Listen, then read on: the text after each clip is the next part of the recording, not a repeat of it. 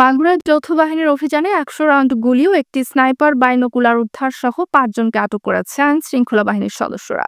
বুধবার দিবাগত রাতে সেনাবাহিনী, র্যাব ও পুলিশের যৌথ অভিযানে পানান্দুয়ালী মুন্সিপাড়া গ্রামস্থ জাকারিয়া কবির কামাল এর বাসার ভেতরের রুমের মধ্য থেকে ১০০ রাউন্ড এমো তাজা পিস্তলের গুলি, একটি শটগানের টেলিস্কোপ স্নাইপার, ৫টি স্মার্টফোন, একটি বাটন ও ২টি দেশীয় অস্ত্র উদ্ধার করে যৌথ বাহিনী। এ ঘটনায় সংশ্লিষ্টতা থাকায় ৫ জনকে আটক করা হয়েছে। উদ্ধার অভিযানে নেতৃত্ব দেওয়া মেজর রাশেদ হাসান সেজান বিষয়টি নিশ্চিত করেছেন। তিনি বলেন, আমরা গোপন সংবাদের ভিত্তিতে এ অভিযান পরিচালনা করি। তাদেরকে রাতেই আমরা থানা হাজতে প্রেরণ করেছি। আমাদের সাথে সেনা সদস্য, র্যাব ও পুলিশ সদস্যরা উপস্থিত ছিলেন।